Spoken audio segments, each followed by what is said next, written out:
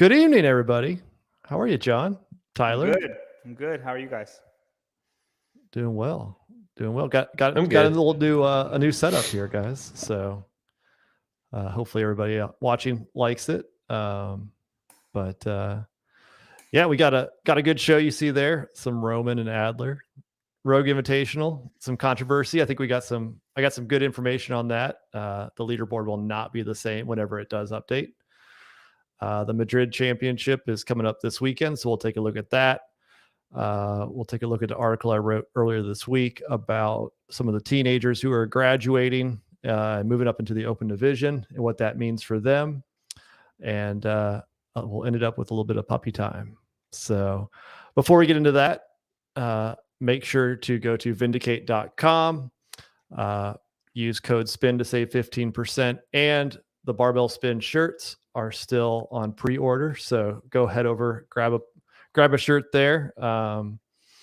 Pretty good reception so far, but there's still a few days left. So go get those. And yeah, then we'll get right back into the swing of things. All right, guys. Roman versus Adler. It's been talked about the last few days. Savon had Roman on. I assume you guys watched that. Yeah. That was the latest I stayed up for one in a long time. I'm actually very fluent in Russian, so there's a couple things that the translator left out, like big things. You and Hiller's such as eyebrows. I can't get into it. But just. I thought it was interesting. I mean, I don't know. I guess I'll start with this question first to John. Do you think Roman's reason for going public on Instagram made sense? I think for him it did. I think it pissed him off that Adler he thinks he won because he got in Roman's head. And for Roman, I think Roman thinks Adler won because Roman got hurt, which is probably the case. But if Adler, if in interviews, if Jeff is bragging that I got in his head and this is why I won and all this stuff, I can totally 100% see how that would piss off Roman, and that's why he came and made this statement at this time. And that's how I'm making sense of it. I think I don't think he meant for that post to get as big as it did. Right. I think he posted that like just saying like get over yourself to Jeff, right? Mm-hmm. But that's it. And then it got blown up into this big thing that now he seems like a pussy, for lack of a better word, because he's all mad that Jeff trash talked him, right? And I don't think I don't think he wanted that at all. And it's not, I think it's not a big deal to him, and it got made into a big deal. And like I could 100% just see where Roman was coming from in the future. If Jeff is like that, like truly like that, we don't know what it is on the field, but if he's nonstop talking to him, like, I mean, the second Roman beats him, like, it's over, right? Now right. Jeff looks like the douchebag in high school that peaked. Does he not? When Roman wins, right? And so if you're Roman, I think that's your outlook. If you know that Jeff is not in your head, which, I mean, it kind of seems like Jeff is in your head a little bit, but not your fitness. You know what I mean? And I agree with him when he says that just be fitter. You can't tell the fittest man in the world, hey, just go be fitter, because he did win. You did break your foot. You know what I mean? There's an asterisk. There's not an asterisk. No, being able to get through a competition without hurting yourself is a part of the games, right? The reason why we're so down on Danny Spiegel is because she can't make it through 15 events without something traumatic happening. Same thing with Danielle Brandon. There's always going to be some mental thing that happens, at least from the past has shown us in one of the events. It's a part of it. It's a part of it. So Jeff, there's no asterisk for Jeff. I do not believe in that. I do believe Roman would have won had he not got hurt. And if you're Roman, you just go out, you just go beat him, and then Jeff looks like the bully in high school. But I mean, if Jeff keeps winning,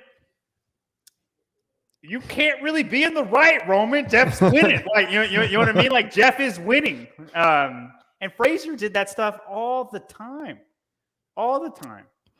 And Ricky, like he did that stuff to Ricky, and Ricky was just like, all right, man, let's go. Right. I mean, he never, he got popped for steroids and it never happened. But you know what I mean? So like if you're, I get the situation Roman was in.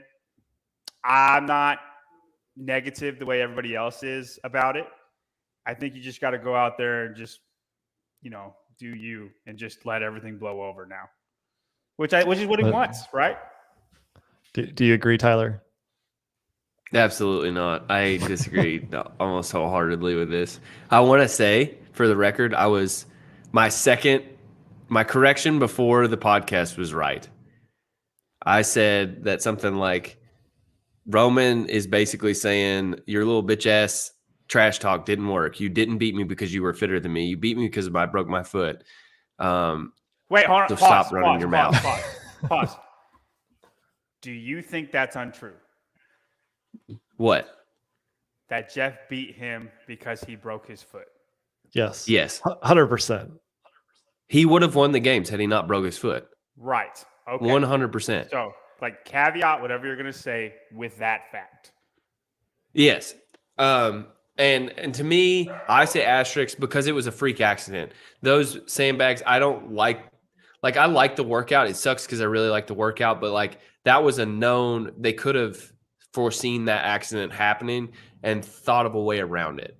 But besides that, I thought the problem was that there was two things happening. One, Roman just wanted Jeffrey to shut up.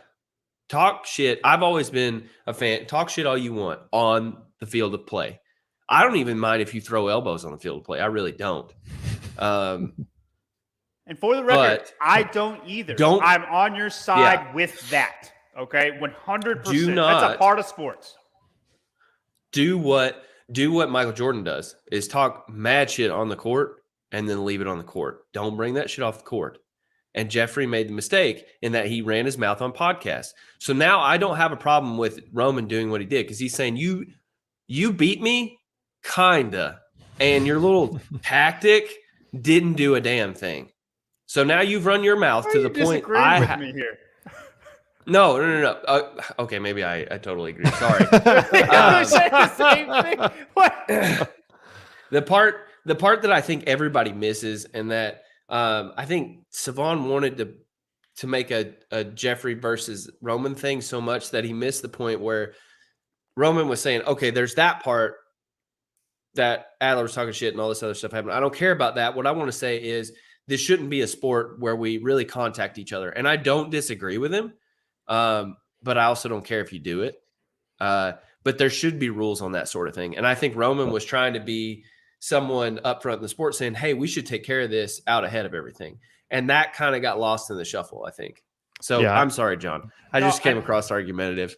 No, you're good. And that's a great point in that I felt like he was trying to say, like, I don't care that it happened. It's whatever. I don't think it should happen in the future. And this is why I'm trying to bring it to light. Because there should be a penalty.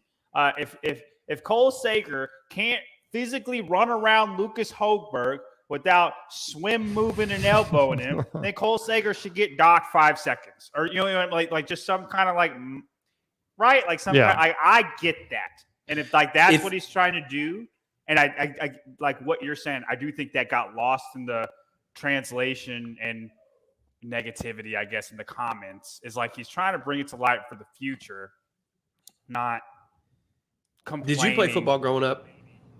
What do you think? Yes, you played football growing up. Brian, you'll understand, though, is that he cross country. They elbow each other all the time. Cross country. It was vicious the first 100 meters. It's only cheating when you get caught. It's only holding if you get caught. I was like one of the smallest dudes on the line, both sides, and I was cheating 100% all the time whenever refs weren't looking. It was what I had to do. And I think they should make rules so that you can't throw elbows. But if you don't get caught, I don't care. And that's sportsmanship to me. Gamesmanship. Sportsmanship is not running your mouth about it whenever you're off the field. There you go. Yeah, and I think that's what he was also saying. You know, like it comes across soft, especially because it's a month after the fact, month and a half after the fact. But everything he's saying, everything he's saying is true. I completely get what he's saying. It's not soft in context. After it's context, not at all. It's just it's hard. The context is hard because it's coming through a translator. Right. And that's what makes it hard, right? His post is like, you know, don't be dirty, just be fitter. Like, it's just the way it got there is not great. But like with what you said, Tyler, like with context, I completely I'm with whatever he's saying. Spin, how did you feel? Sorry, I don't. I feel like we miss your points all the time because no. Blabbing. I understand. I think why Roman did it, and it was that he wants. If there's going to be a rule in the rule book about sportsmanship, then they need to understand what that is. And kind of my biggest takeaway from the whole thing was he brought it up to CrossFit, and they were like, "Huh." It's a thruster. You know what that is. I don't know. I don't know what to do about this, right? Like, what am I supposed to do? By the way, when CrossFit goes, we've never had anything like this. That's so BS. I freaking Cole Sager elbow somebody every single run or swim there is. Hey, you should ask Chandler Smith. You love Chandler. Lefteris Theonidas. I don't know if y'all remember him. He was this Greek god of a guy that was roided up to the gills, but made it to the games in 2019. He was just wrestling move people on the run on the very first workout and then proceeded to blow up. But there's an interview somewhere, Smith should try to find it, of Chandler talking about Lefteris Theonidas and was just see how that worked out for him. And then, but then that was it. It was over after that. Never got talked about again. Right. And they've had this happen. That's so stupid that CrossFit says we've never had this before. That almost pisses me off more than that this is a month and a half ago. Yes. I mean, but I don't think it's ever happened in that way. Like, we've seen it happen, but do you think anybody's gone to CrossFit and said, hey, you need to enforce this in part of the rule book? I don't think so. And it's like they did, what was it? I can't remember, they had a movement or something like that this year. And it was like, well, what happens if we do it? And they're like, well, just don't. Like, it's an honor system. Like, we just don't want you to do that. I can't remember what it was. It's the hammer thing. The pull, The sledge, the sledge thing. The Noah pull. Yeah, like they've had that before where they implement something and they don't know what to do if it actually ends up happening, right? And so, like, if nothing else out of this, I hope CrossFit evaluates, like, if we put something down, and we'll probably talk about it at Road, like, if you put something down, you have to enforce it. And, it was also like Rich Froning with the thumb around the barbell for his bench press. Like, it said you had to do it, but we said it, but you don't have to really think about it. So, like, they need to be more consistent from that standpoint, which I think, they just didn't enforce that because it was Rich Froning, CrossFit Jesus.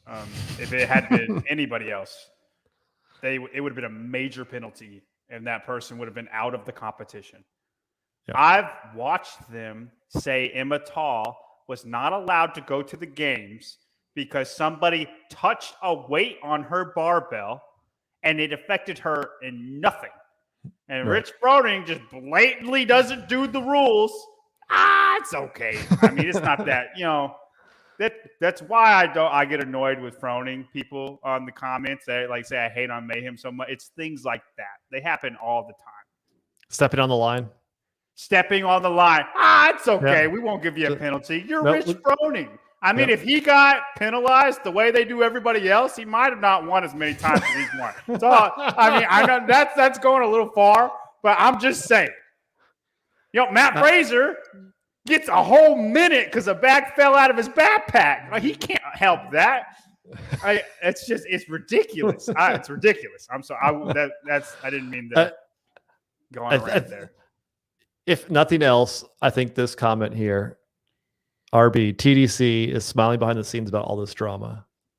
If nothing else, it gets everybody talking about it.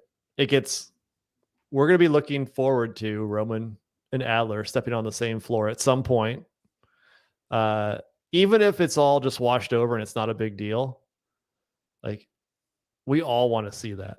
I don't know. I mean, like, it brings intrigue, it brings drama, it brings more than just like we're all super happy friends together. Like, you're there to win. Like, let's show it, and don't be happy with others if you feel like you've been wronged. So the one important thing I wanted to say about this before we move on was that I do think Roman was trying to do an important thing. I don't think it's right that we set a precedent that it's okay to do this sort of thing. I always think it should be sort of frowned upon that you do this sort of thing in a competition. That doesn't mean I don't think you should do it. I just think it should be frowned upon. It shouldn't be encouraged. And I do think that it seemed a little weird. I don't know the right or the word that I'm looking for, but it seemed a little strange that he was like thinking so much about like setting a good example. But he is right. Like, I don't want the teams to be like, okay, let's just like hurt each other. You know what I mean? This is okay. Yeah. And I agree that Adler's setting a bad example, especially talking about it later. Yeah. That was it. Adler probably shouldn't have been talking about it in the way that he did. And for him to speak in Russian means that it was kind of pre-thought out. Is that confirmed? I thought that was just a thing that Hiller was grasping. No, I thought that's what they said. No, that was what Roman said. He had learned a phrase in Russian. It was very basic. It was like "go" or something like that. Yeah. It wasn't like full sentences, but which I appreciate that he went that deep to be able to do that. But again, Roman would have never talked about it had Jeff not run his mouth. So, yeah. All right, next one. You got John? Last word. I don't know, man. Just I don't know. No, just go on. All right. Just go to the next thing. Rogue Invitational. So we are waiting for the online qualifier, the video review process to finish up. It's been, I guess, what a week now since it closed. A little over a week and a half now since it's closed up. And what they've done this year is they've frozen the leaderboard. And do we know when it'll heat back up? When it's finalized. So do we know when? So yesterday, an email was sent out to all of the athletes saying that two things. First, they admitted fault that workout 4 with the wall-facing handstand push-ups, the discrepancy between the description and the picture showed where the tape line was. It was different. And so basically they said, it's on us. We'll accept either. So that's one thing to talk about. And then second is we'll be emailing all the athletes, the penalties that they've received or their video submissions are good. It said today, and they'll update the leaderboard when all of that is completed. That was yesterday. So we're still waiting. The first part is the tape line and the discrepancy, right? Hiller covered it with Danny Spiegel. It was 10 inches to the inside. The description said 10 inches to the outside, a 2-inch difference. How big of a difference does that make, John? I think that's different for everybody. Everybody's arms are different. I think it helps. I mean, that's hard to say. Like, I know my wife on that line, that like the inside of the harder of those two things, like that's where she normally goes, and it's means nothing to her. For me, like it is easier the further out I am, but again, I don't know how big of a difference 2 inches, man. Not a lot. It does make a difference. That's what she said. But like not a lot. Oh, I didn't even catch myself doing that. Yeah. So like, I mean, you might get, I don't know, 5 more reps than you would have not gotten before. That was for the snatch and the handstand push-up one, right?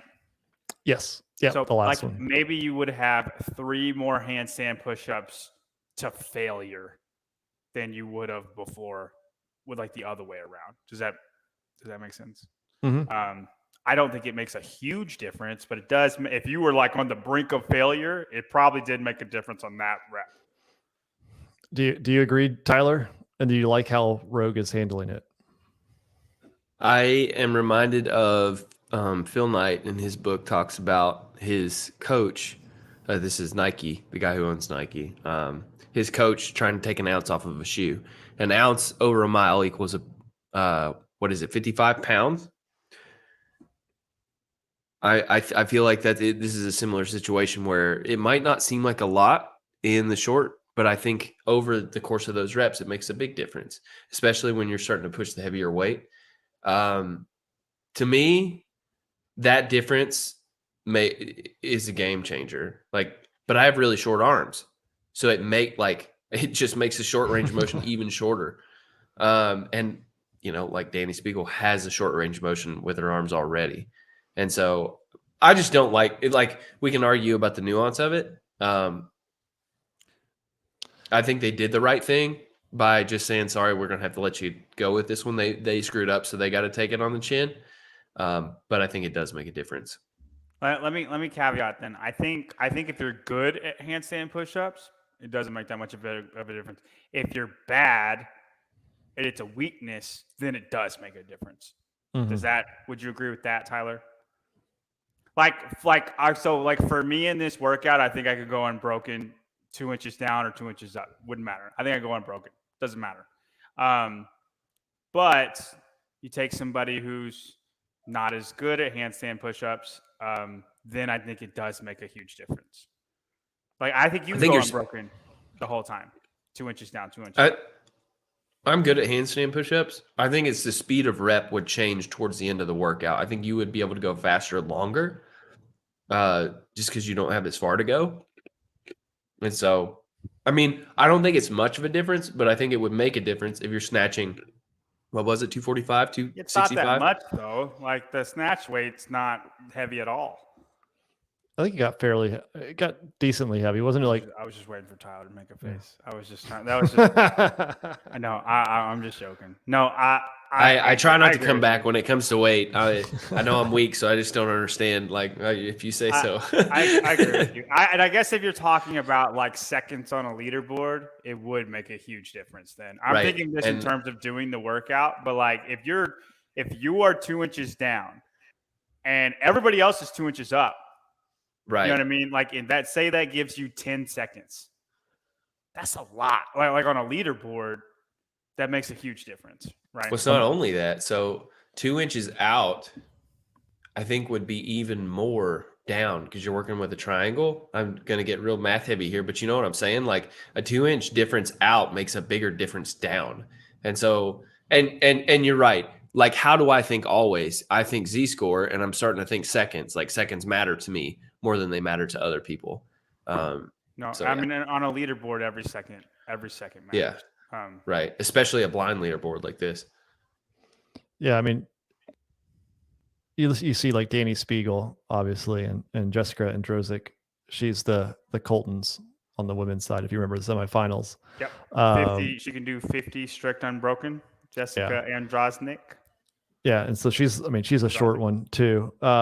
But I mean, as you get down here in the middle of it, right? So like Kyra is in here, Elena, they're both in qualifying spots, and they're down in 19th and 20th. So, again, 10 seconds gives you a few points, good or bad.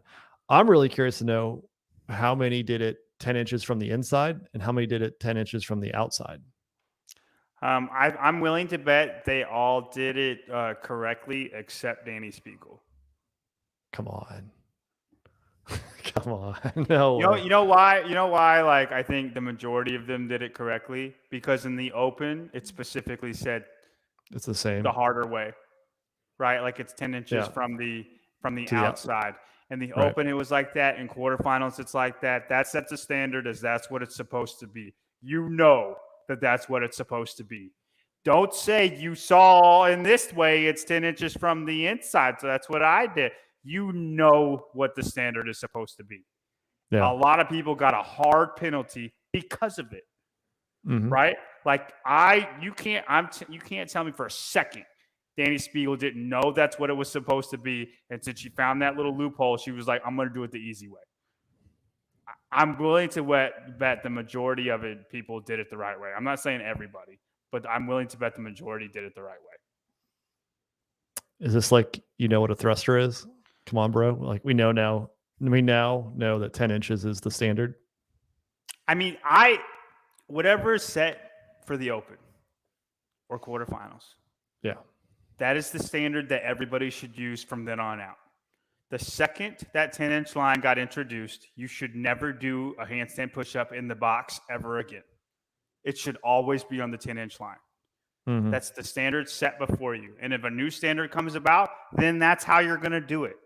And if people are still doing it from the box and not the 10-inch line, when the Open comes around, you're going to be screwed because the 10-inch line is different. Yeah. You know what I mean? And like all of these athletes, you know, they're the fittest people in the world. They know that. You know what I mean? It's like they know they are flirting the line or cheating the rules a little bit. It's not like, oh, this is just how I always done it. They know how to follow standards. Alyssa, I wish that was the case. We need standards that don't ever change, or that they're set at the beginning of the season, like the Open, and that's kind of what doesn't change the rest of the way. Tyler, are you doing some math over there or writing a book?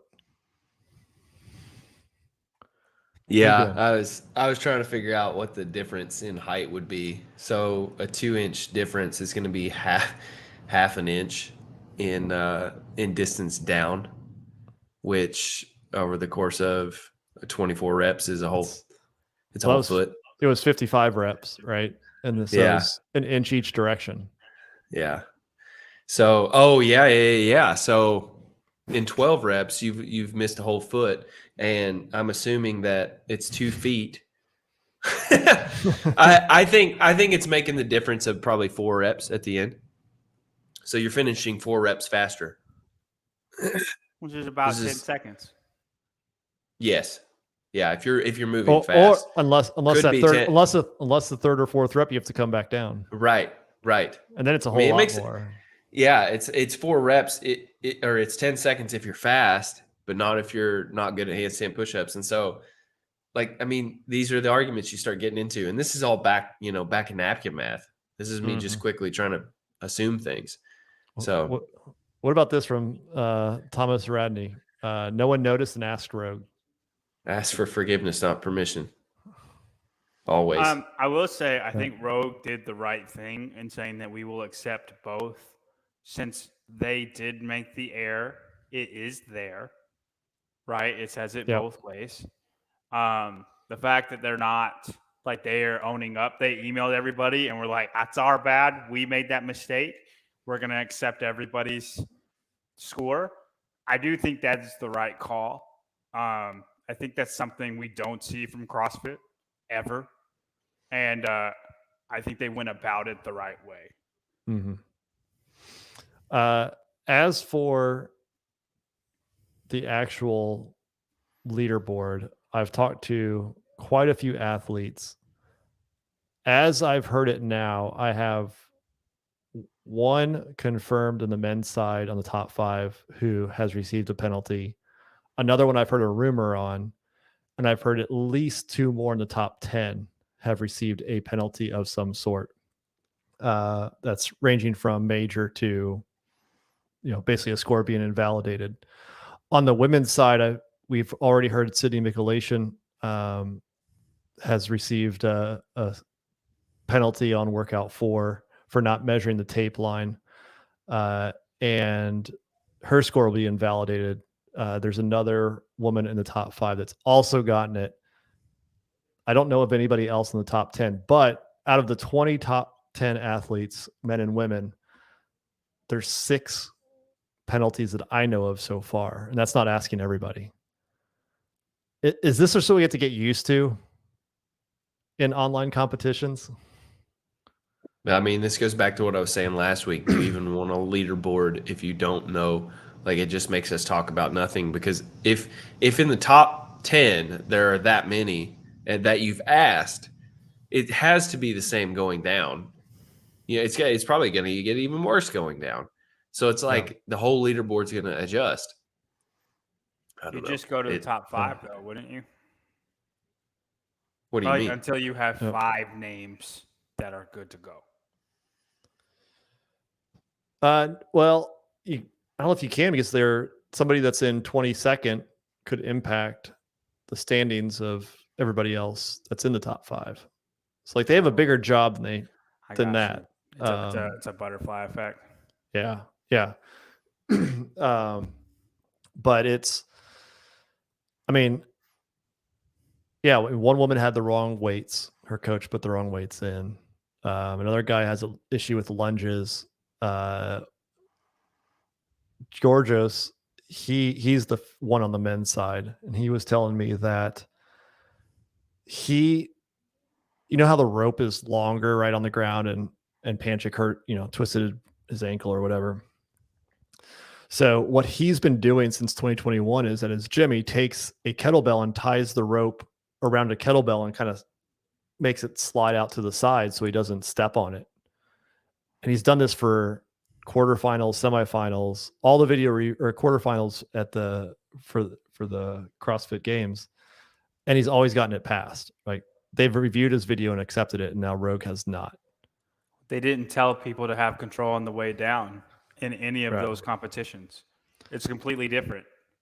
That's the worst argument ever, Yorgos. Every single rope climb workout we've ever had online has just been a normal rope climb. You could just jump down. This is the very first one. You have to show control, 2 hands on the rope all the way to the ground, and you just jump down.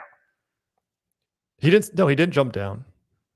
Who am I thinking of then? Somebody just jumped down. I thought it was him. No, Leahy. You're always talking about Leahy. No, it's not Leahy. There was another dude that was it Victor? Was it Hoffer? Was it Hoffer? I think so. Yeah. Because then Hoffer is going to have a penalty too then. Correct? That's another one in the top 5. That if you go to if it's Hoffer, I thought it was Yorgos, but maybe I'm wrong. But it's on Hiller's video.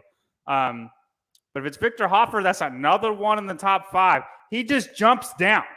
He doesn't he just disregards everything. That's a 0.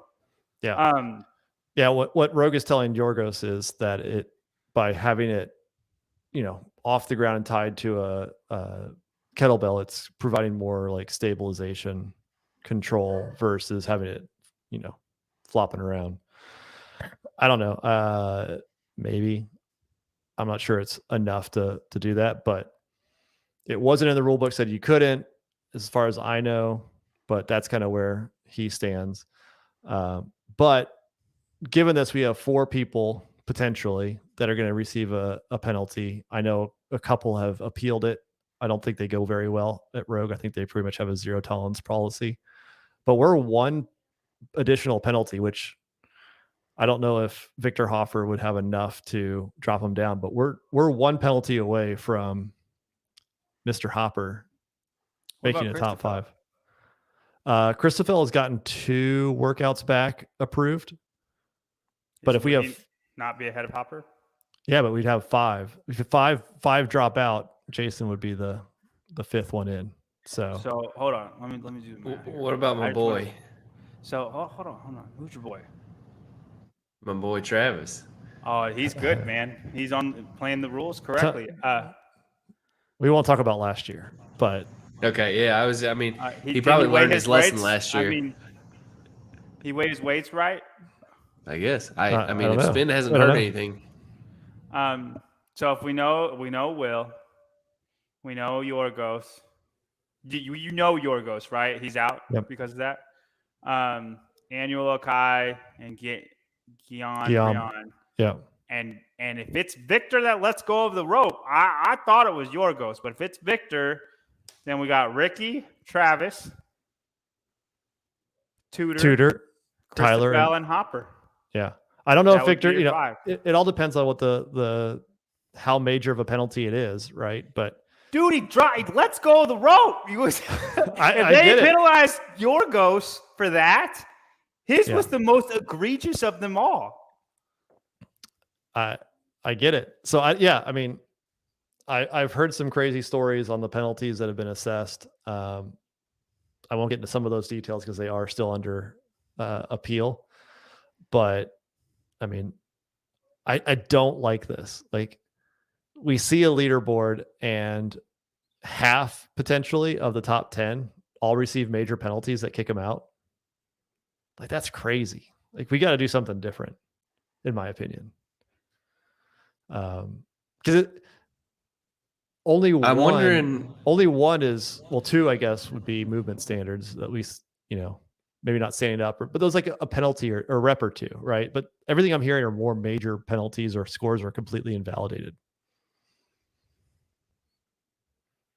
this seems like a lot of squeeze for not a lot of juice. You know what I mean?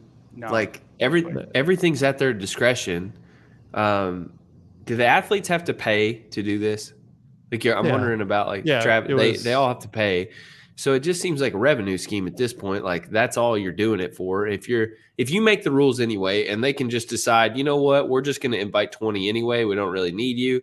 Or maybe we just take one. It's like, that's a lot of competition, a lot of sorting through crap, which makes a lot of what I'm about to say make a lot of sense. So I've reached out to a few people who I knew that worked behind the scenes in judging and scoring last year on this. And none of them are on the team now. And they're all new people are on the team. And because I was asking them, why did there seem to be so many problems this year? And they were like, I think it's a very, very small team compared to what it was last year, which means they've cut the budget. They realize this is not a lot of juice worth the squeeze. Hey, are you able to play Hiller's video on here, Brian? I can try to find it. So you go to 840. Okay. 840 on Hiller's video, the one we're talking about this stuff, okay? It is Yorgos care of this. Quit telling me that I'm wrong. You can see his kettlebell tied to the rope in the video, and he just drops from the rope. Is it Yorgos too? Yeah. Okay. Because I don't want to get Hopper's hopes up when Victor Hopper's climbing the rope correctly. Because Hopper's watching right now. He wants to know what we know. You said 840? 840. Oh, there we go.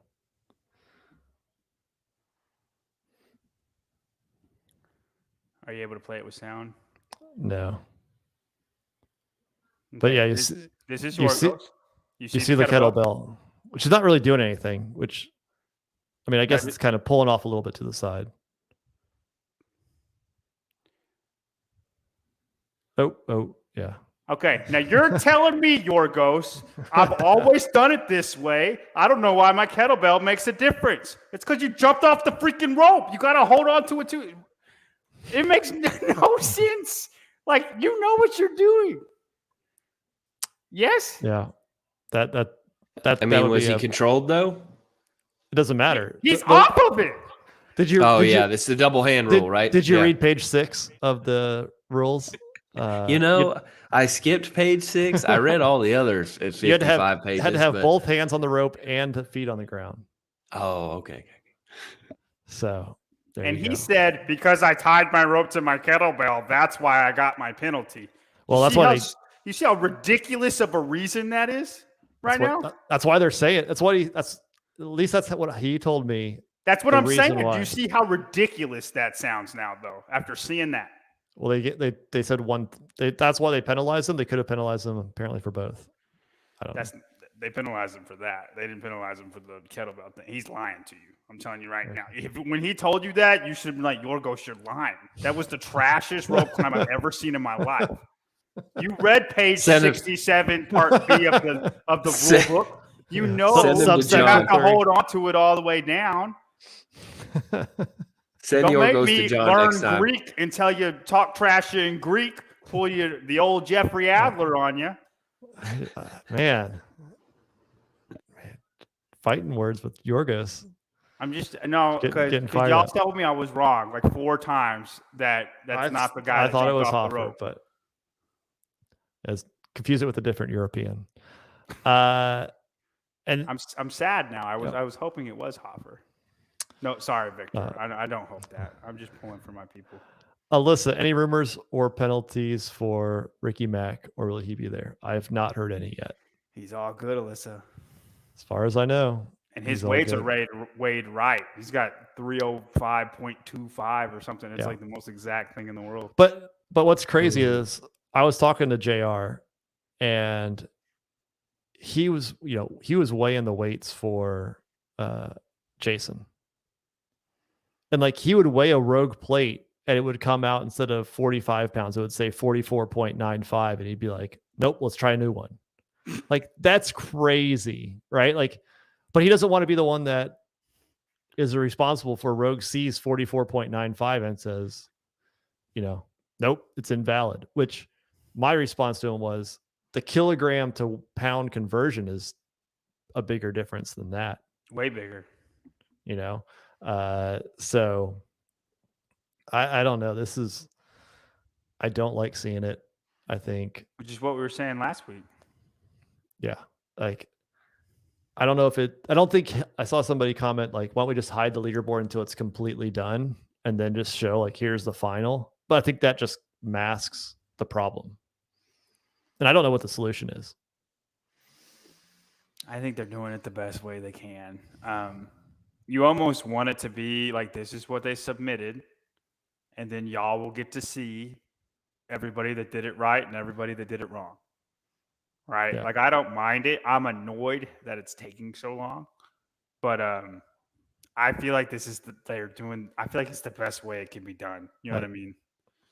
I like this better. At least it's frozen. Remember last year, it was like Colton was like second place, and then he was like 30th. Yes. It kept on bouncing back and forth. I like at least that it's fixed. I just don't like the fact that we're getting to a point where over 25% of the athletes end up getting a penalty. Some of them are completely legit, right? But some of them are not measuring a tape line. And I don't know all of the other ones, but like, I just don't like it, right? It seems like it turns out to be who can get by with a video review versus who's the fittest. So I'm not sure the best way to solve it, but we'll move on to the Madrid Championship. So Mr. Friend will be out there to Madrid. Pretty good field, honestly. Isn't Peter going to go too? I think Peter will be out there. Pedro from Coffee Pods and Wads will be out there. I don't know what he's doing in what capacity, but quite a few games athletes. Adrian Moonweiler from back in the day. I think Catullus 2019 was there. Yeah, well, everybody was there. A lot of there's your boy, Yorgos. This will be the only big competition he does in the month of October, or what is September? I got September and October. Yeah, that didn't work out for me. Jan Koski, Lazar, Luca. There's a lot of good people. Luka Vonjak, he's good, isn't he? Yeah, Luka Vonjak. He was 7th or 8th in the European final.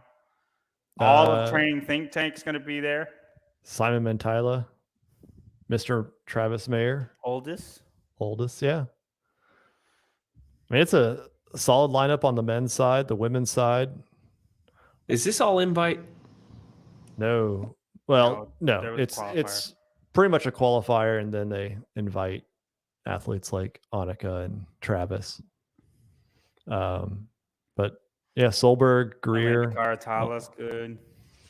Emily Lundberg was on a team this year. Emma Gardner's always been at I don't know. Did she make semifinals this year? Who? Emma Gardner. I can't remember. I'm not I sure. don't know. Lane 8 herself. Jackie Dahlstrom, Miss Lane 8.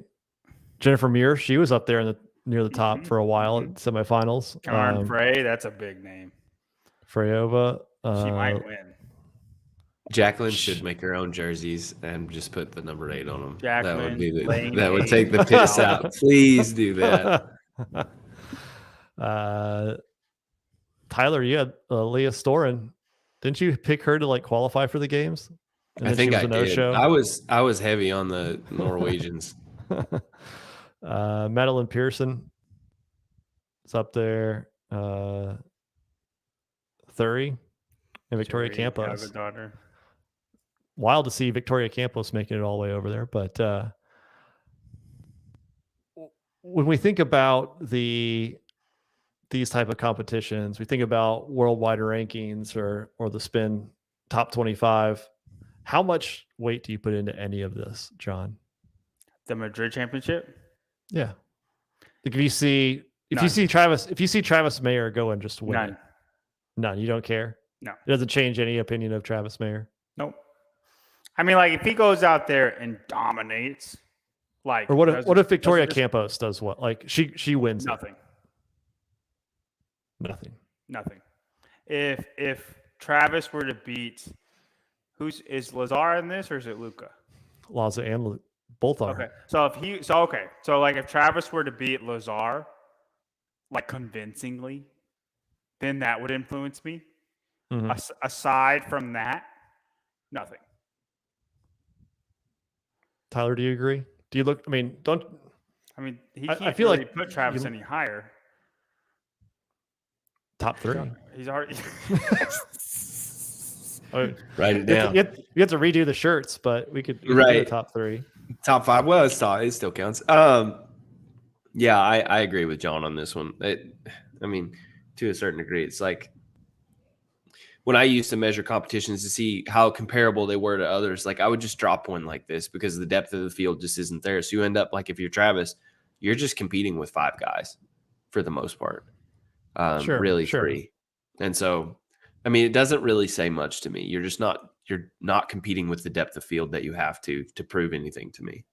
It's about as reliable like as the Open. That's how much it means to me is how you do in the Open. Right. It's nothing. Is there anything you kind of take from this though and look at, so kind of keep in the back of my mind, like a specific workout or like somebody does really well? I mean, do you ever draw upon that to care? That would be it if somebody had like some crazy score, but we would need to know about what was possible. So if it was like some novel workout that we didn't understand, but if they run like, or if they did like, I don't know, 30 ring muscle ups unbroken, it's like, and they did it in some stupid crazy time, it's like, okay, like that's really good at ring muscle ups. Yeah. So like that's what you take from that. Right. But besides that, like I'm not saying, well, they won Madrid. It's like, I'll use it like as a qualifier, like, well, you know, Annika Greer did go out and won Madrid. So she's on like a bit of a roll right now. She's got a little win under her, but it doesn't really like if she won here and then went to Rogue and did poorly, I'd be like, okay, that makes sense. You know what I mean? Yeah. I would agree with that. But like I might look at if I knew specific athletes, like the people who are going to be at the games, if I knew what like their weaknesses are, which for a lot of them I do, but some of them I don't. So like just for the ones that I do know, oh, this person's really weak at this. Like you take Annika Greer, she's very little. Machines are not her friend. If she went out and like was hanging with Karin Freyova on the bike, I'd be like, oh, she has worked that weakness. All right. So then like I wouldn't be afraid of her in a bike workout where before I'm like, she ain't gonna do good on this one. Right. So like I would take away that, like just if I know specific weaknesses and to see if they had worked on that, but it would have to be like an eye-opening thing. And after that, I mean, it's about it. Like, would you say you were so high on the people that were good at Wodapalooza last year? Like it was everything to you. I don't know why Wodapalooza stuck out to you so much, but like you based your whole rankings on how people did at Wadapalooza. That's not true. Oh, it was pretty true. Brentford, it was pretty true. And I was like, Brian, Wadapalooza, it does not matter at what you think, like in total fitness. It doesn't matter when it comes to the games. How did Paige Powers do? Did she show up that she was like going to how improve? she was supposed to do 10th. Yeah, but she came from what, 23rd or something like that. Won Wadapalooza. Right, and I use Wadapalooza as saying that she's making those improvements. Yeah, but then you have her like 6th or something. No. Okay. Well, no. Other than my Brent pick, I wasn't that far off. I'm just saying, if I don't think Wadapalooza is the end all be all, Madrid definitely ain't gonna make a dent in things. Like Rogue and semifinals, I think are the only competitions you can take anything away from as far as people's actual fitness versus other top end fitness. Wadapalooza, you can take workouts, specific workouts. In my opinion. Tyler, do you agree? Yeah, I agree. I give a little more weight to Wadapalooza, but like even still last year, like I remember ranking the women, and it was like this is probably if you win, it's about as good as the 17th place finish of the games. Like it's still in context. You're definitely starting to show something there. This was last year, of course, but like they pull such big names that you can start to talk about like this probably. Is pretty good. You're going to make the games, or you're going to be a name. The problem is, as they've started to change the formats more, the workouts change so that it's like you might not be talking about games level, but it's worth like a 17th at like maybe a semifinals, something like that. Like their workouts, I think, are starting to come away from what a game style, like what speaks to a game athlete. Does that make sense? If you do well, it's still a good qualifier, but it means more to me that you might do well at the semifinals. Yeah. I'm going to base my rankings off of this. Much more, much heavier. Wadapalooza is much heavier to me. I just think like even the vibe. Like I think it has games level people without a games level vibe. Like as far as competing intensity, it's a party.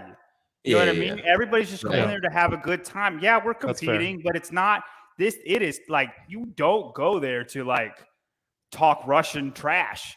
You know what I mean? Like, I feel like you have that at Rogue. Rogue, to me, is the closest thing we have to the games. It's just smaller. You know what I mean? Right. Well, when you have if you have the top 15 guys or women from the games are pretty much the same. Well, Wadapalooza, we had like the top 10 guys. Like Wadapalooza on the men's side for sure. Yeah. It's just the vibe is so different to me. It's hard for me to, I feel like certain people are peaked out and certain people are not peaked out. It's just, like Tyler said, I think it's you could use it as a checkpoint. Yeah. I also look at it as some of the middle tier, like we mentioned some of the semifinal athletes. I think it is a good kind of metric to see how they do compete against the top better athletes. If they can beat them pretty well, if you have say Andrea Solberg ends up podium, right? Like she's always in the mix of potentially qualifying out of Europe if she goes in podiums and beats Karen Freyova, right? Like even that though, man, I don't know who won Dubai. Was it Moritz Fiebig or no? It was somebody else. Yeah, no, it was Fabi. It was Benito. Benito beat him. Yeah. Fabian Benito won Dubai, beat Fikowski. He beat another big name too. Who else was at Dubai? There was two big names. Lazar beat Fikowski and Lazar. I think Ricky was there too, right? No, he couldn't. Was that last year? Okay, yeah. But regardless, Fikowski and Lazar, two top 10 games guys, perennial. And he beat those guys. It meant nothing. He just had like the greatest competition for him, and they had bad competitions. Or Dubai is always funky with their events. Well, Brent was coming from Egypt too, right? He was like on but a month-long I'm saying like trip in Dubai, which is a really big competition. It meant nothing because how did he do at the games? He wasn't with them.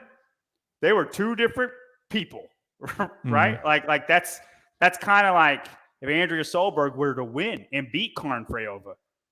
I'm still going to put Karn Freyova top 20 in the games. I'm not going to put Andrew Solberg anywhere close. You see what I'm saying? Like, it just, these things don't mean a lot for me. It's just weakness work. Any competition. It is. Go ahead.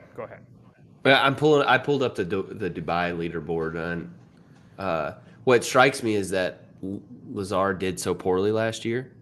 And it's like, I think what you deal with a lot, because I remember, what didn't he like tweak his back when they were walking? They did the stair run and stuff like that. It's hard. It's like man. He didn't fuel properly. He about passed out. Oh yeah, something like that. But it's like, if you're not feeling good, you're pulling out, or you're pulling up at least. Like in these off-season competitions, where at the games, like you'll break your foot and you're like, I'm going to go into the next event. I don't care. No. And so that's, to me, that's part of the intangible part that you have to think about, is like, there's not a lot for these athletes to sell out on. There's no reason to. So it's like the stakes being lower, everything's just, it's less meaningful. You know, Rogue's about the only one that's as meaningful as the games. And I think that is just because the payday. It's Yeah. top. It is the top 10 time. guys in the world. It is, and girls. It is the best of the best, and then you're getting paid. One spot is $15,000. Right. That's a lot. Right. Where Madrid. Do you know what the Madrid prize purse is? It's not very much. Okay. I know that. That's why. That's why these things don't mean a lot to me. Yeah. I kind of wish that they had more meaning, right? Like, I wish we would see more athletes, better competition. They did once upon a time. When they were when the season was different. 4 years ago. Yeah, when they were sanctioned. Yeah, 4 years ago. Yes and no. I think you just get lucky with what sanctional you pick. That, and I didn't like how you were qualified out of the Open, and then like the 6th place person ended up getting the winning. I didn't like that either. There was one time where it was like the 12th place person. Like I think Rogue. That was Rogue. It was because they're all already there. I can't remember her name, but yeah, like I can't wait to watch Heat 4 to see who's going to qualify. Yeah, because it was the second heat that was fighting for it. It was crazy, and it was like, oh, well, here's who's going to win the whole Rogue Invitational that doesn't really matter. So, all right.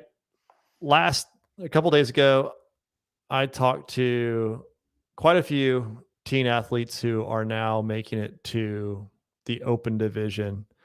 And we've kind of talked about the teen competition over time. And, you know, on Savon's podcast, we talked with Jessica Cahoy, who's the coach for Ty Jenkins.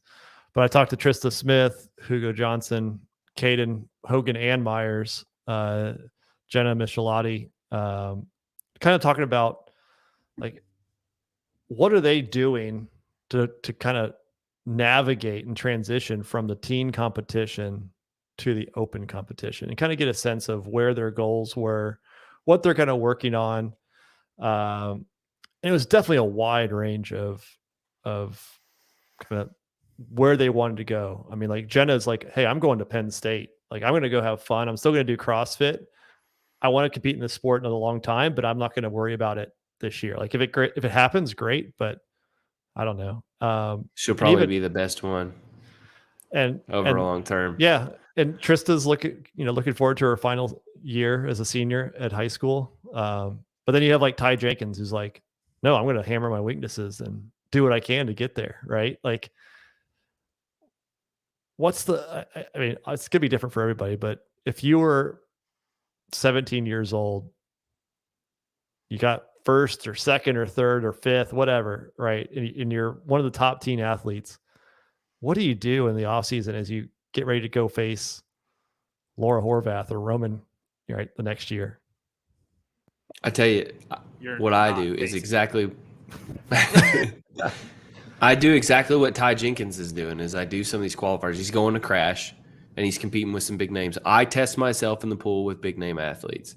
So put your name, in that roster and see how you do. And if you're coming up and you're like, man, I'm still getting whooped by some guys who aren't really games caliber or close to games caliber, but maybe bottom of the leaderboard, stuff like that. Like, slow your roll. You've got time, dude. You're 18 years old. Look at Jack Farlow. He's slow rolling it. You know, he's still training, but he's going to engineering school. He's doing life. You have time. That's how I would do it.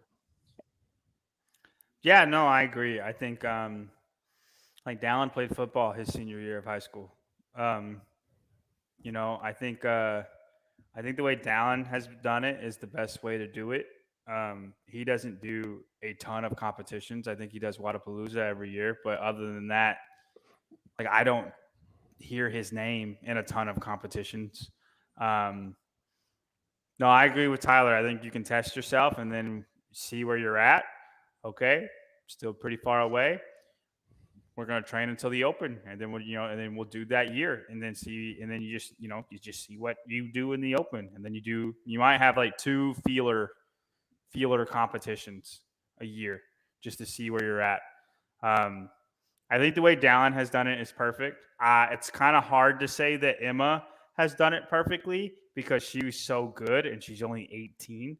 You know, I remember once upon a time when there was somebody really good who was 18. She's not there anymore. She's, you know what I mean? Maybe she comes back. Maybe. We don't know. You know, we have no idea. She changed her hair color. She's got a new boyfriend. We'll see what happens, right? Like, so like it's hard for me to say Emma Lawson is just is perfect because we don't know. But like, it's like I saw her Instagram the other day, and it was like I kind of just take this after the games. I take a couple months off and just do what I do, or just go hiking a bunch with Jack. So yeah, I agree with Tyler. I think it's very easy for teenagers to get burnt out if you sell your soul to CrossFit. I don't know. This would be a great question to ask Justin. We don't think of Justin as a kid because he wasn't great until he was 22, right? He was really young whenever when he came on the scene, he was really young, but he had been doing it since 13. Yeah. And then like his rookie year, now he's Justin Medeiros, right? And then he won. Like, that'd be a great question to ask him. You should have him on the show, Brian. I don't know why you haven't had him on the show yet. We're about to talk about him. But like, no spoilers. I feel like Justin's managed competing through teenager years really, really well. But yeah, it's such a touchy subject, and I'm not going to act like I know anything. I kind of leave that alone. And I just think, you know, we'll see who does it, who manages the best. Everybody's different mentally. Everybody can handle different things. Mm-hmm. So it's hard. It's hard for me to comment on it. When I talked to Dallin, when all the kind of teen stuff came up, when everybody was kind of not competing this year, I mean, he said he went through some dark times too, right? Like, It wasn't easy, especially on the men's side, right? Like, it's really hard. Nobody's gone from the teen competition to the games that next year. Like, Guy was one of those guys that had potential. Dallin, obviously. Ty is probably the most recent one that shows potential, but like, you put some of his strength numbers up and they don't compare, right? Like, so Ty? Yeah. Like, and his run wasn't good. Like, if you think about his 5K run and the Olympic total, he's near the bottom of that list on both, right? And strength is always the biggest issue. It's the hardest for the men, especially. And I think Dallin has made that jump better than anybody has. Guy was strong before he got there. Guy snatched 290 pounds when he was 17 years old. Right. I think Dallin, as far as like, I'm not strong enough, I'm going to get stronger. I think he made that jump better than everybody else as far on the men's side. I think it's better to take these things slower than faster, though. Just a general opinion on it. I think you should take these things slower than faster. Always do the CrossFit season, right? But there's no need to go do a million competitions. You hear that about they used to talk a lot more now that, I mean, like, every college team is just recruiting like crazy and all this stuff, but you used to have a lot more people stay 4 years. He needs time. He needs time to like grow. He needs time to, his body needs to mature. He needs to put weight on. He needs to figure out the game a little bit more. There's stuff to learn in college. Like that, it was growth period. And it's the same exact time that we're talking about, 18 to 22. Is like you need to let your body form, you need to let your mind form, but we don't have a space to do that. There's one place that everybody goes and they want to go to the games. And it's like if you had a good coach that didn't want to push you in that direction, I think they would put you into teams. And it's like this is sustainable. We can work on your weaknesses, but you can still have fun and compete in an outlet. And you do that for 4 years and then come out. It's just hard to tell people like, hey, let's just wait. You know what I mean? What if we had waited for Justin a little bit longer? Like he's already won it twice, so he might be a bad example, but I think he did it right. yeah. But like Mal, like Mal's a good one. Like she comes out super hot, and it's like maybe it would have been better for her to be on a team, learn to love the sport, learn to love the game a little bit, and then go out and absolutely kill it. That's a different mindset, though. It is. Mal might hate being on teams. Like I hate the team thing. I hate being on teams. Like it's not for everybody. It's not for like there's individual mindset. No, you know what I mean? agree. And so this is a philosophy thing to me. Like with Danielle, I think the greatest mistake any coach can do with her, you don't put a harness on a thoroughbred. You just let them run. She's a Def Leppard kind of athlete. It's better to burn out and fade away. So fucking burn out as fast as you can.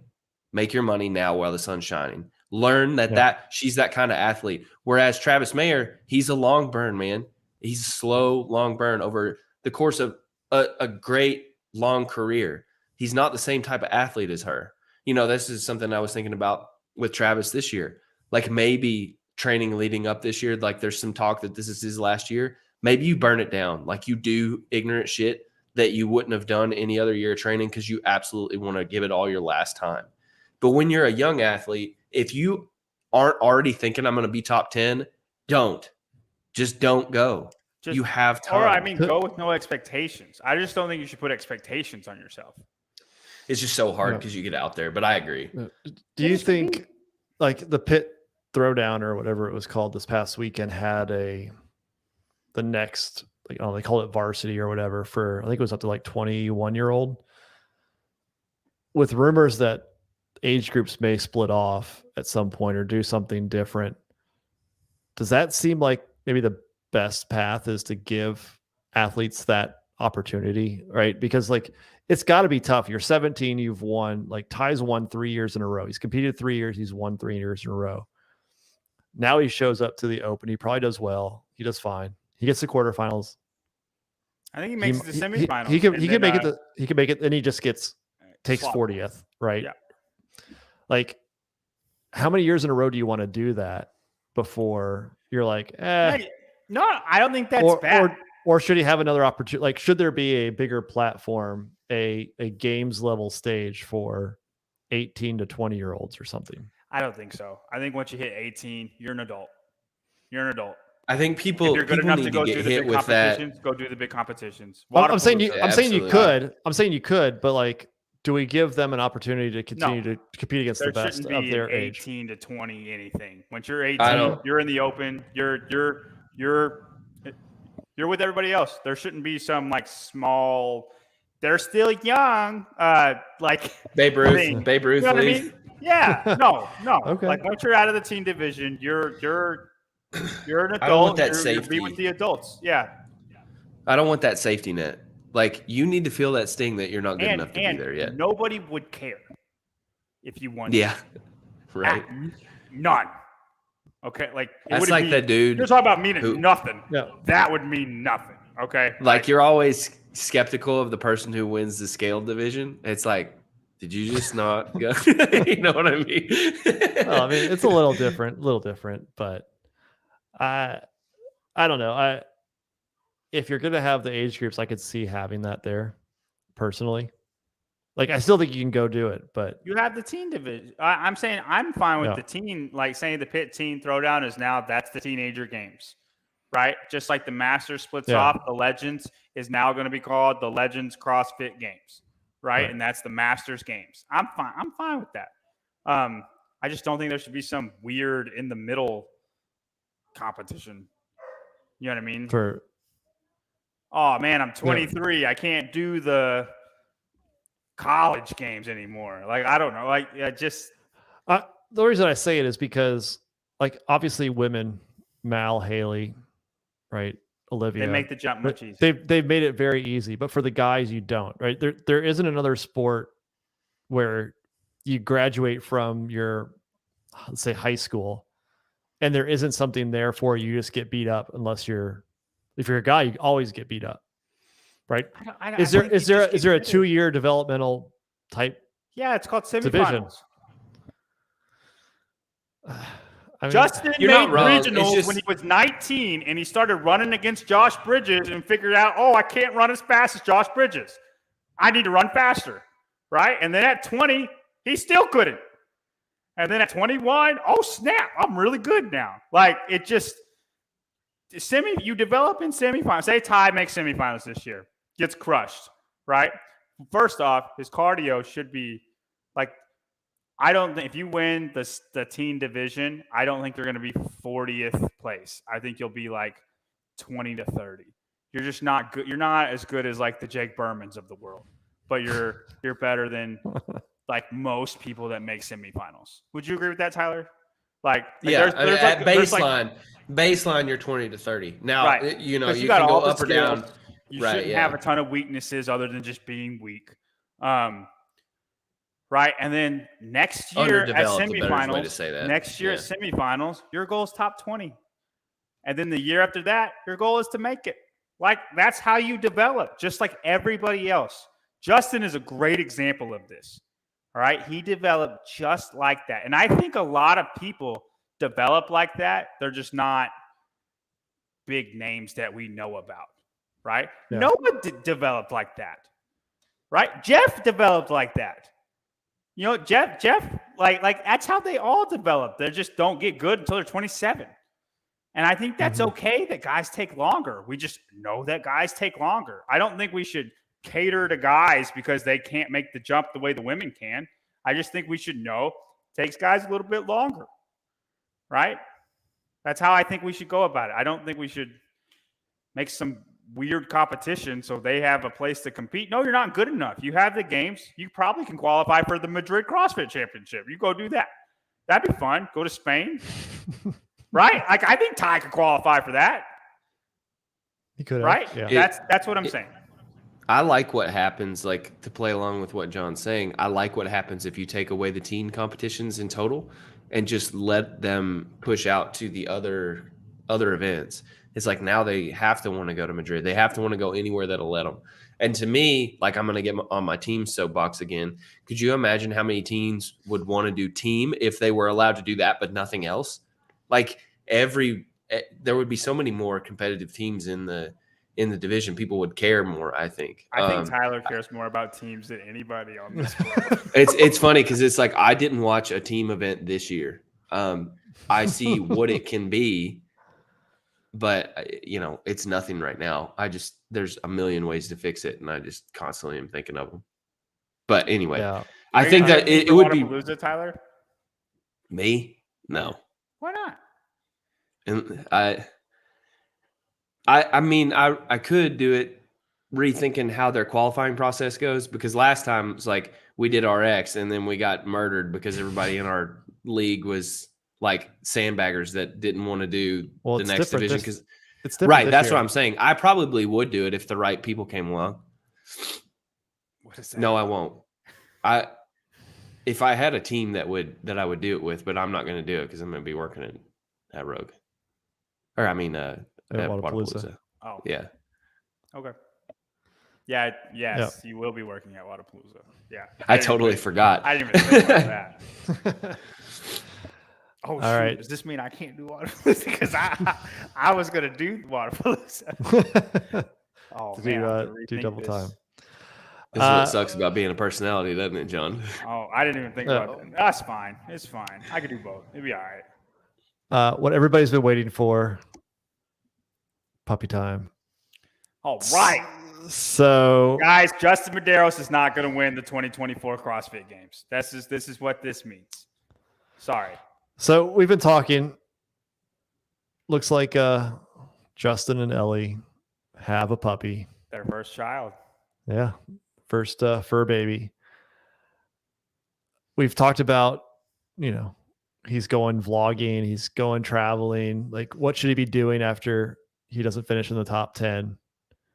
Is this the right move to win the games? Or we talk about Madrid, it doesn't matter to your rankings.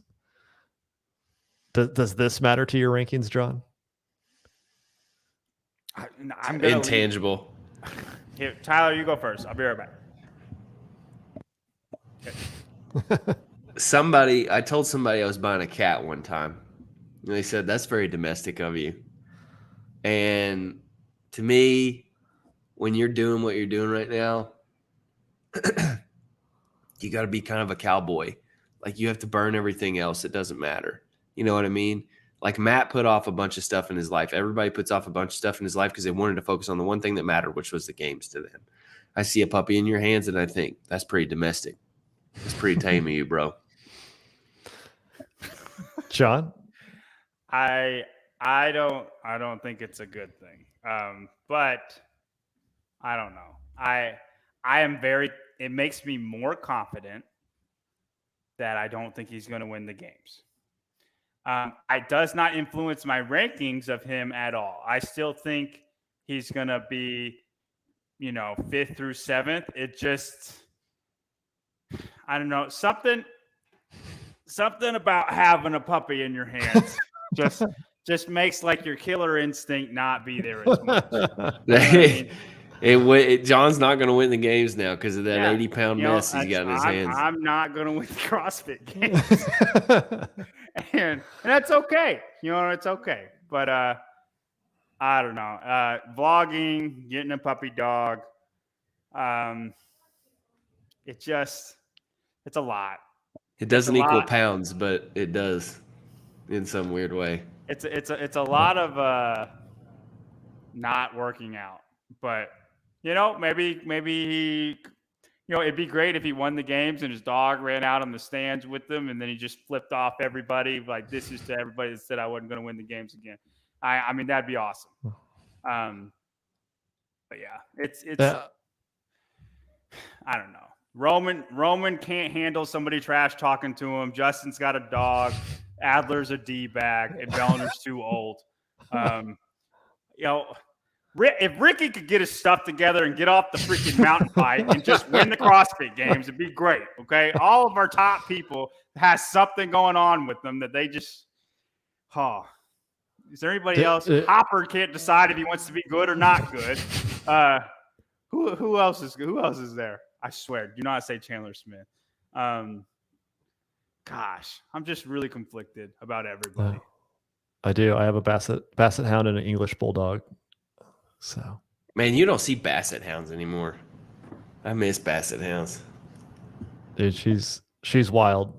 Saw her at a church and had puppies, and next thing you know, we have a puppy. So, do you think it does the opposite for Ellie? I think it helps her. So Ellie improves and Justin goes down. Yes.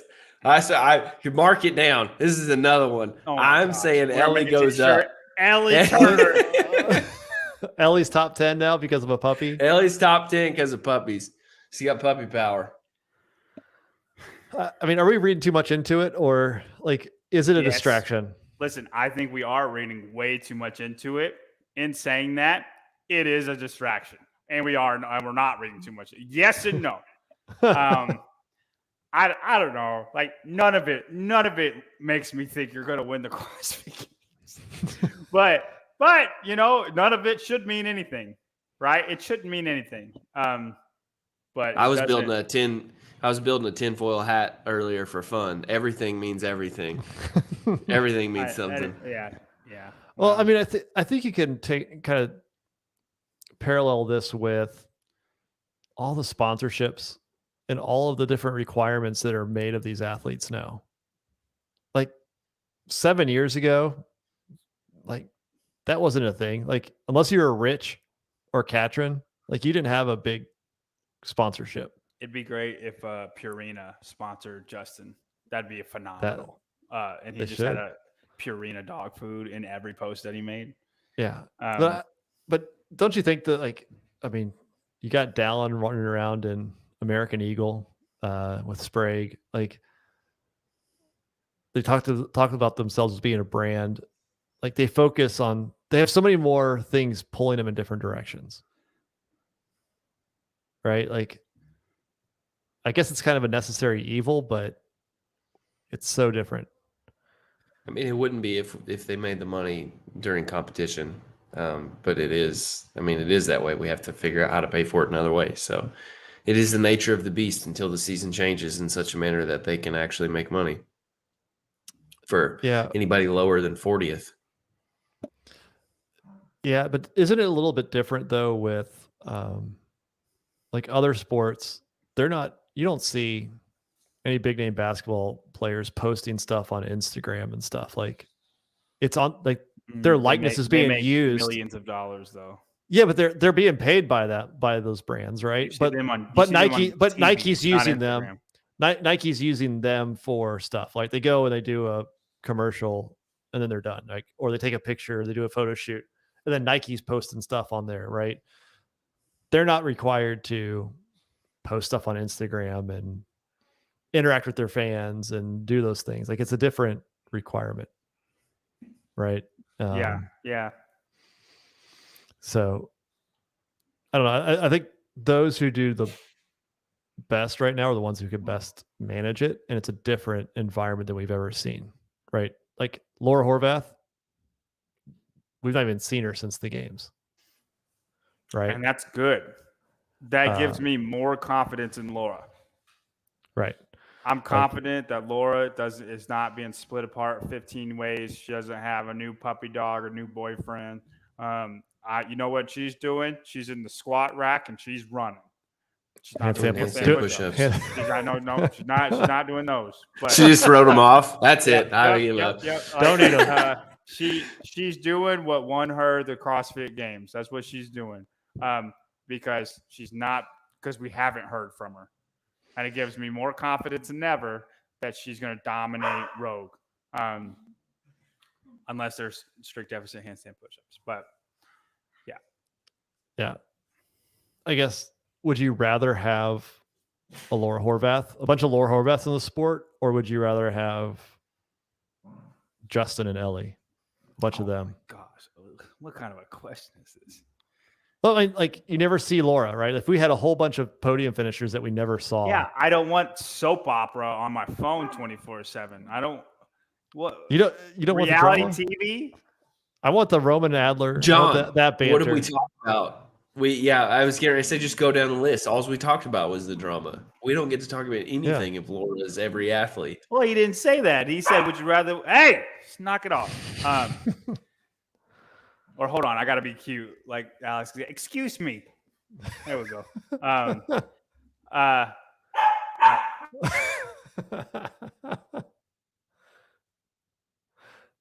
like. If you're saying Justin or if you're saying Roman and Adler, I want more of that all day. Bring on the drama, right? If it's Jersey Shore, we're fighting but not really fighting drama, I'm fine with that. I don't care for Puppy and me. I don't care. You know what I'm saying? It helps sell GoWad. I would rather have Laura than look at a day in the life of just nonsense. Traveling to Australia and drinking coffee. I could care less about that. The Craig Ritchie, you know what I mean? Like I don't care about Craig Ritchie's life. Now, if he wants to make a montage of him lifting weights and saying the journey from CrossFitter to weightlifter, and it's just him, weightlifting all day, I'll watch that, right? But I don't care about the vlogs. I don't care about your puppy. It's cute. It's not. I'm not saying it's not cute. It is cute, but I don't care. Fair enough. Fair enough. Well, guys, before we head out, head over to vindicate.com. Get your shirts. Get your the barbell spin shirt. Got Hiller. Got Savon. They don't have any Colton shirts left, do they? No. But No, I over think this is Vindicate- a pre-order hold deal. on. Before we end Yep. it, we don't talk about Colton Mertens puppies because he's got a whole bunch of wiener dogs. He breeds them. miniature wiener Yeah, dogs. he's selling them suckers though. He's not. He's selling his version. He's selling the Colton version of a dog. Those things we don't are. talk about him. They're cattle, Yeah. but they're cuter. He ain't cuddling those cattle. He's not killing them either.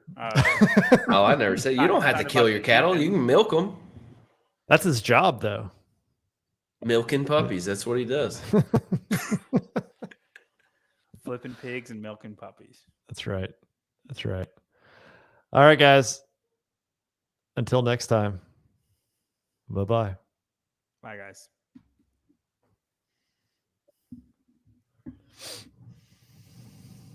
Baby.